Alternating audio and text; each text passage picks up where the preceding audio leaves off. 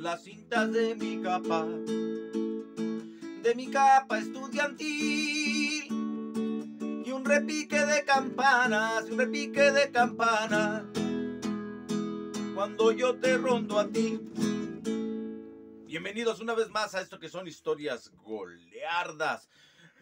Vamos con este cuarto episodio, vamos a retomar lo que habíamos explicado la vez pasada sobre las estudiantes, sobre las universidades, sobre los goliardos, pero hemos retomado muchas historias antes y en el futuro, bueno, en el presente, sobre qué son las tunas, las estudiantinas, las rondallas y los coros. Tal vez es hora de empezar a entrar en el tema, ya explicando por qué nacieron, de dónde nacieron, cuál fue el motivo que hizo que nacieran nada más en España. ¿Por qué no en Francia? ¿Por qué no en Inglaterra? Ok, tenemos que nombrar lo que son ahorita en el presente, las estudiantinas, las tunas universitarias y las estudiantinas, las rondallas y los coros. Esto que hay en todo lugar donde sea católico, apostólico y romano. Ok. Hoy las tunas universitarias, así nombradas, así se nombran las tunas universitarias. Ellas mismas se separan de lo que son las estudiantinas y las tunas independientes, aunque no sé por qué, porque todas tenemos un origen, pero las tunas universitarias de hoy nada tienen que ver con las tunas universitarias del siglo XII, del siglo XIII, del siglo XIV, del siglo XV, del siglo XVI, del siglo XVII, del siglo XVIII, a lo mejor por ahí del siglo XIX. ¿Por qué no tiene nada que ver?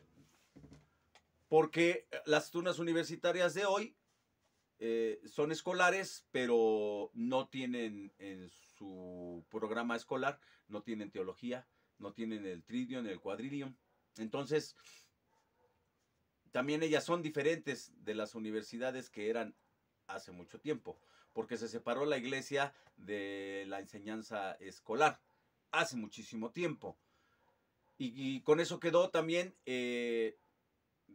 ya especificado que eran las universidades, perdón si tenemos un poquito de gripa, que eran las universidades hoy, que fueron en el siglo terminando la Edad Media, que fueron durante la Edad Media y que fueron antes de empezar la Edad Media, los estudios, los escolares, los bachilleres, los licenciados, los doctores.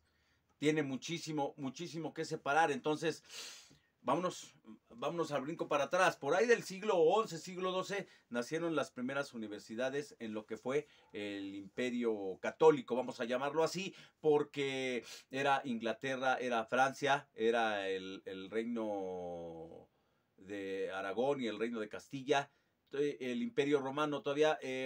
cuando terminó el Imperio Romano, por ahí del siglo VI, la caída del Imperio Romano, fue cuando empezaron a nacer los reinos. Y esta edad oscura de la Edad Media, a partir del siglo V, siglo VI, hasta el siglo XV, cuando al mismo tiempo se ganó el último bastión del reino musulmán, que era al-Andalus, allí en Granada, y al mismo tiempo se descubrió el nuevo continente, el continente americano, de América, las nuevas Indias, como los llamaron ellos, Cristóbal Colón. Así es que tenemos que abarcar eso, porque eso es muy importante para lo que fue en el futuro, porque las universidades sí se crearon por ahí del siglo XI, siglo XII, pero se crearon en todo el reino católico.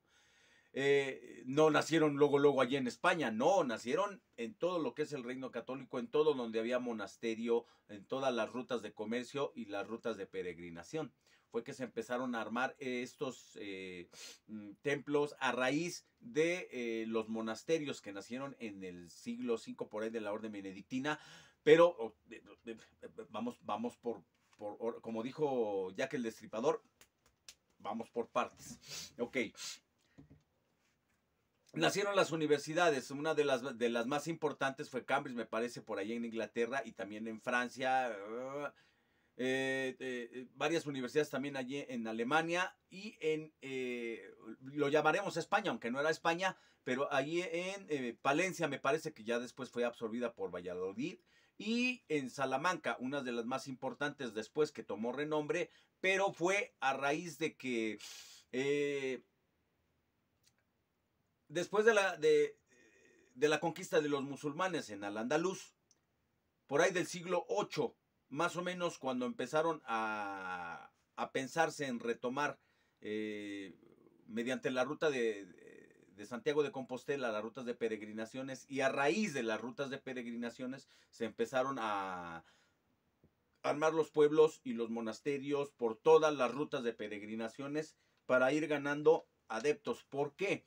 ¿Por qué se pudo hacer esto? Porque hay que entender que cuando los musulmanes gobernaban al Andaluz, ellos tenían libertad de pensamiento y libertad de culto.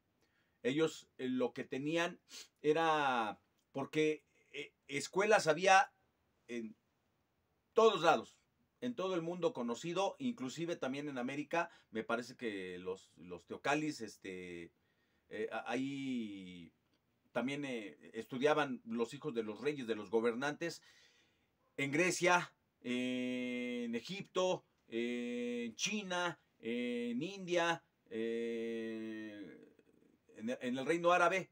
Había escuelas y todas ellas se dedicaban a estudiar astronomía, la naturaleza, matemáticas. ¿Por qué tenemos que separar esto?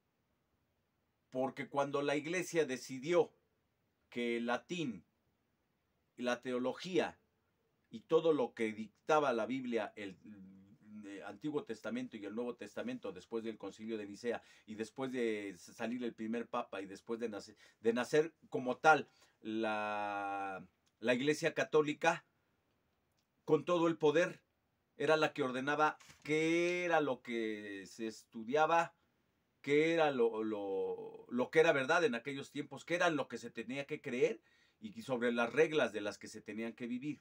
Entonces, sí, eso pasaba dentro del reino católico, pero fuera del reino católico pasaban otras cosas. Entonces, cuando gobernaron los musulmanes al Andaluz, había libertad de culto y de pensamiento, pero también empezó a crecer el comercio, empezó a crecer las habilidades y la convivencia dentro de todos estos diferentes culturas. Es por eso que el reino de Al-Andalus, Aragón y Castilla, fueron muy importantes para que naciera nuestra cultura musical, porque había mucha libertad de pensamiento y convivencia. De hecho, muchos musulmanes se volvieron cristianos y muchos cristianos se volvieron musulmanes. En verdad había un buen gobierno, por decirlo así. No sé, Saladín, me parece que Saladín por ahí tuvo batallas con el Ricardo Corazón de León, le ganó Jerusalén y también se peleó con al que le llamaban el rey leproso, no me acuerdo del nombre, Juan, no me acuerdo del nombre, pero inclusive ellos nombraban a Saladín un verdadero caballero, porque tenemos que retomar la época de los caballeros medievales. ¿Por qué nacieron? ¿Para qué nacieron? ¿Por qué se hicieron? Entonces ellos habían dicho que inclusive Saladín era el mejor de los caballeros. Lástima que no era cristiano.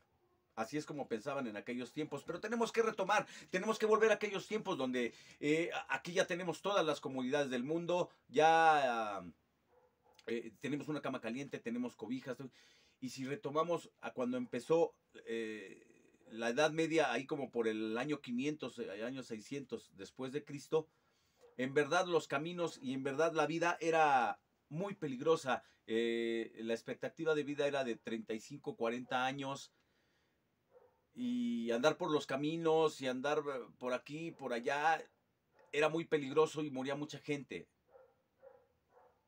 ¿Por qué? ¿Por qué los monasterios?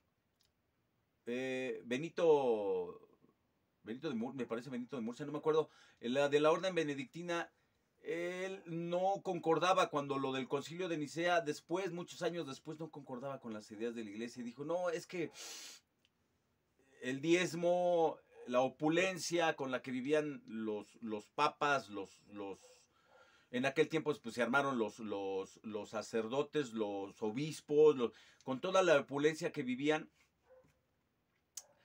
no concordábamos, y él lo que decidió fue alejarse a una cueva y después mucha gente lo siguió y vivían en austeridad y trabajaban, era rezar y trabajar, no me acuerdo cómo se dice en latín, pero eso era rezar y trabajar. Entonces empezaron a hacerse los monasterios y de los monasterios empezaron a hacerse los pueblos y de los pueblos empezaron a hacerse las rutas de peregrinación.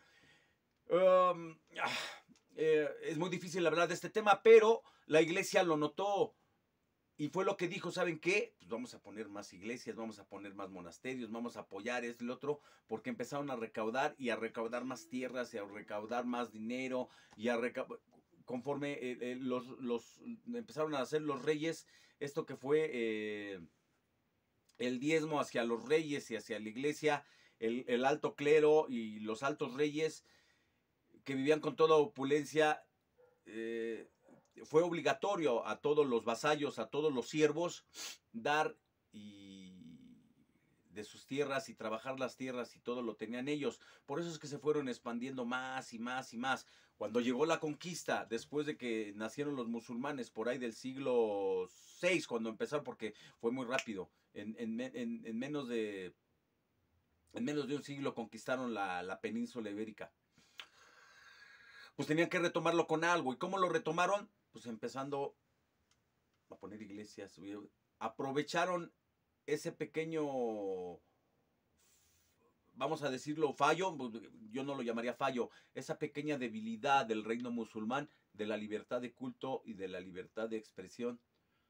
Porque ellos lo que querían hacer era comercio, eran aprender, y fue cuando se empezaron a juntar todas estas culturas, toda esta libertad de pensamiento y libertad de culto. Por eso es que empezaron a nacer las lenguas romances, que era del latín mezclado con los francos, mezclado con los árabes, mezclado con los ingleses. Empezaron a salir estas lenguas romances, que es con las que después se interpretaron los goliardos. Vaya, los goliardos fueron monjes que nacieron, fue una orden monástica que nació por ahí del siglo XI, siglo XII, identificados como goliardos.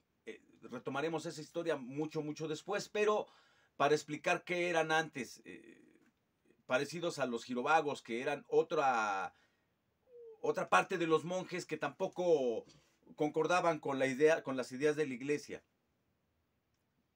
Empezaron a andar de pueblo en pueblo, con sus hábitos y a empezarse a mezclarse con la población.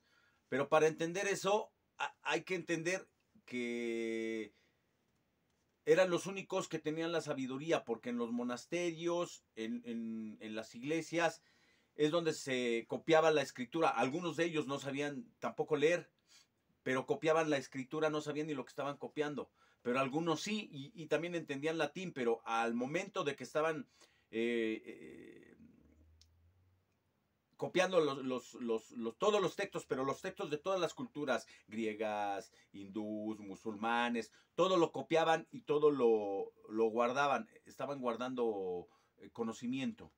Entonces, al momento de eso, muchos de ellos sabían hablar latín, sabían hablar árabe, sabían hablar griego, sabían hablar, por eso empezaron las lenguas romances, porque ellos se comunicaban en todas las lenguas, los que verdaderamente estudiaban. Los que no, eran los que andaban, sí, pertenecían al monasterio, pertenecían a la iglesia, pero andaban fuera y pues fueron ellos también los que inventaron el vino y la cerveza también. Entonces, bueno, diferentes tipos de vino y cerveza. Entonces, pues, oye, pues, estás cocinando algo y lo estás probando, pues está bien rico, pues casi todo el tiempo estaban embriagos, y ni modo, esa es la historia. Y acuérdense que también en aquel tiempo el que tomaba agua se enfermaba, entonces lo que se tenía que tomar era cerveza y vino, que era lo más fiable, lo más sano en aquellos tiempos.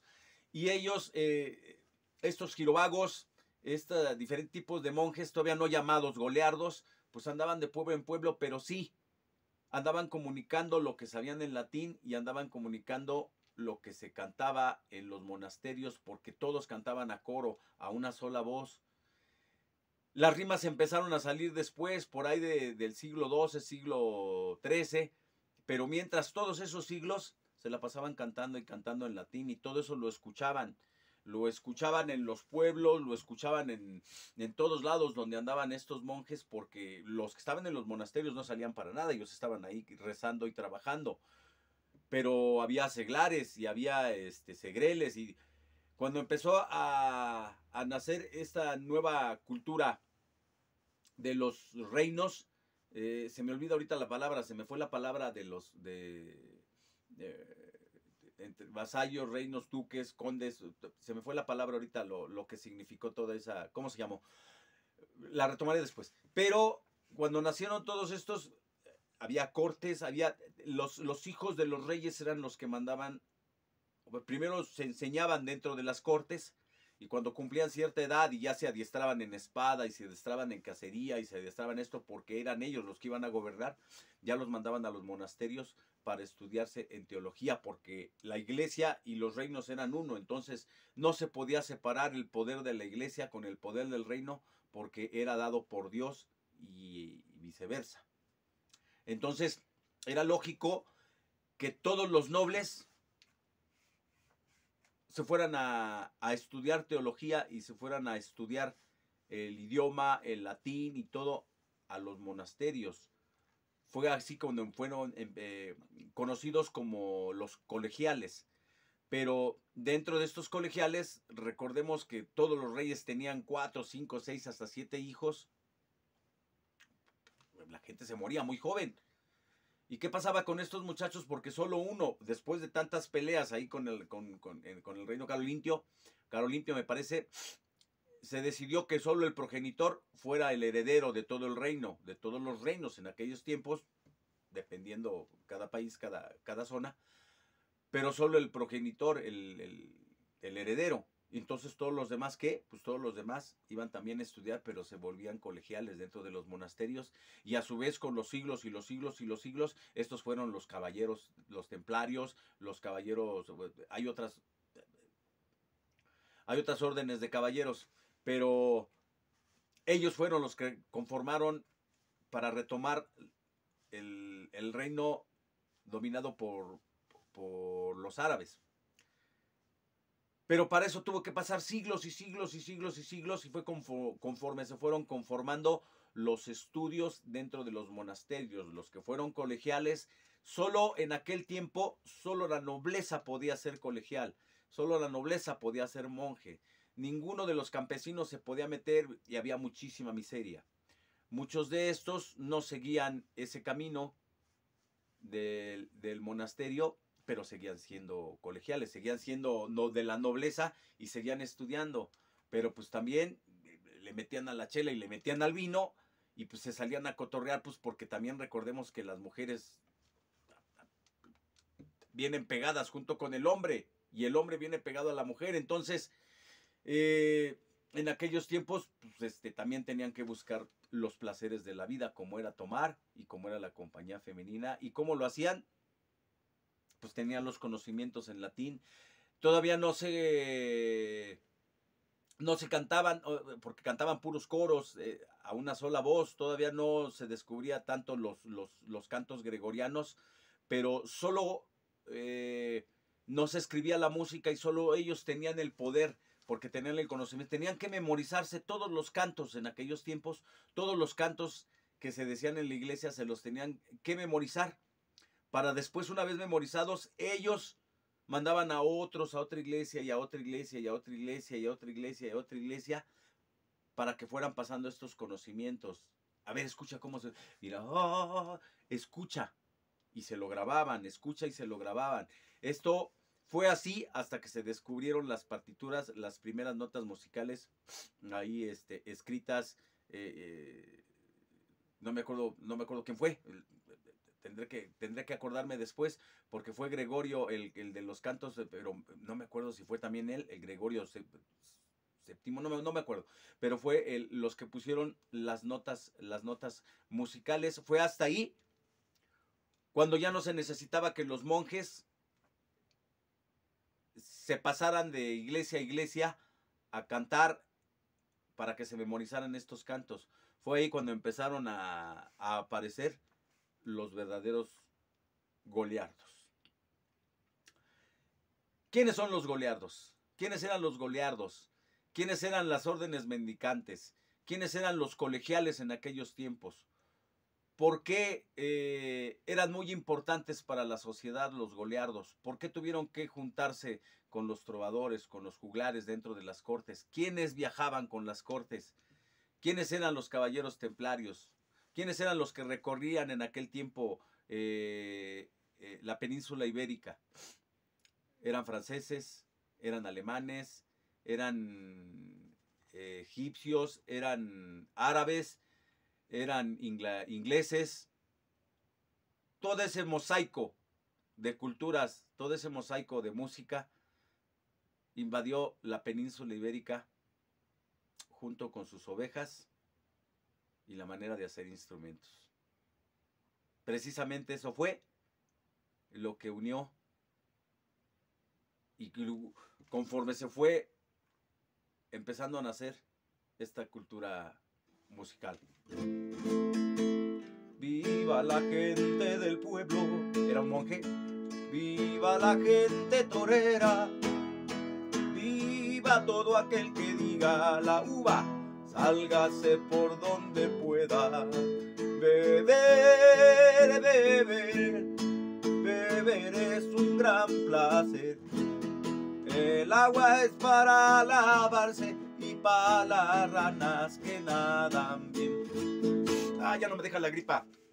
A lo mejor esto era lo que cantaba el archipreste de Ita. No lo sabemos. Lo sabremos después en el siguiente episodio. Pero sí, así se fueron conformando esta hermosa cultura musical. Nos vemos en el siguiente episodio. Historias goliardas. ¿De dónde venimos y a dónde vamos? Tú, ¿eres tuno? ¿Eres universitario? ¿Eres colegial? ¿Eres rondalla? ¿Eres coro? ¿De dónde crees que vienes? Nos vemos. Hasta la próxima. Ay, ya no puedo.